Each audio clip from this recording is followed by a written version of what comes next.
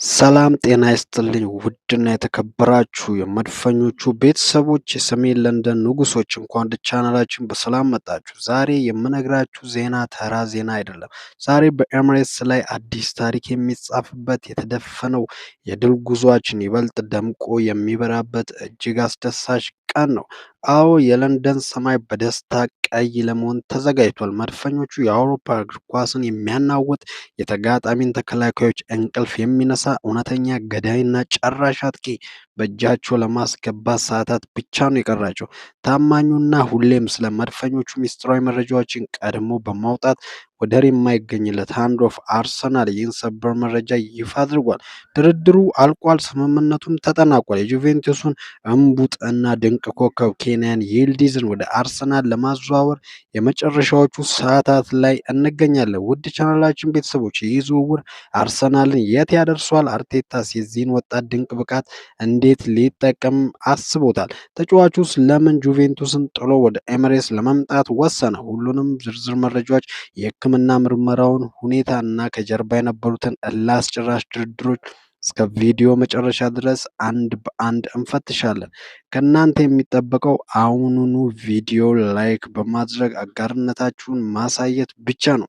ለአርሰናል ያላችሁን ፍቅር በኮሜንት መስጫው ላይ ገነርስ እያላችሁ አሳዩኝ። እስከ መጨረሻው አብራችሁን ቆዩ። ወደ ዝርዝር መረጃው እናልፋለን።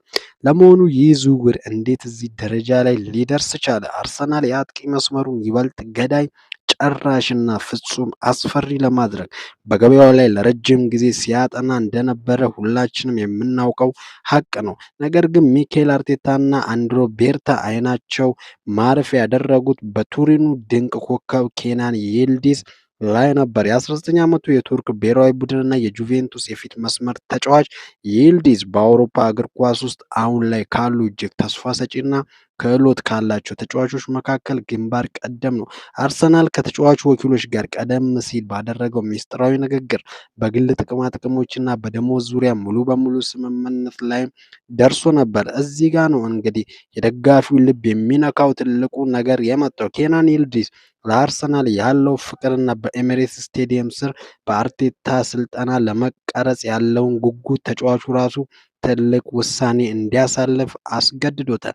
ተጫዋቹ በጁቬንቱስ ቤት ያለውን የወደፊት ቆይታ አቁሞ ወደ ለንደን መጥቶ መጫወት እንደሚፈልግና ክለቡ ያቀረበለትን አዲስ ውል እንደማይፈርምም ለጁቬንቱስ ከፍተኛ አመራሮች በይፋ አሳውቋል። ይህ የተጫዋቹ ቁርጠኝነት ለአርሰናል ትልቅ አቅም ሆኖታል። ተጫዋቹ የምፈልገው መድፈኞችን መቀላቀል ብቻ ነው ማለቱ ጁቬንቱስን በድርድሩ ጠረጴዛ ላይ አቅም እንዲያጣ አድርጎታል። ነገር ግን ዝውውሩ እንደታሰበው ቀላል አልነበረም። ጁቬንቱሶች የፊት ተስፋቸውን በቀላሉ አንለቅም በማለት ግትር አቋም ይዘውም ሰነባብተዋል። አርሰናል ከተጫዋቹ ጋር ሙሉ ስምምነት ላይ ከደረሰ በኋላ ከጁቬንቱሱ ጋር ቀናት የፈጀ እልህ አስጨራሽና ውስብስብ ድርድሮችን ለማድረግም ተገዷል። የክለባችን አመራሮች ሌት ተቀን በመስራት የጁቬንቱስን ጥያቄዎችን በማመጣጠንና የተለያዩ የቦነስ ክፍያዎችን በማካተት ድርድሩን ወደ ፍጻሜ አምጥቶታል። ይህንን ታላቅ ድል ተከትሎ ነው እንግዲህ ስለ አርሰናል ሁልጊዜም እጅግ ታማኝና ሚስጥራዊ መረጃዎችን በማቅረብ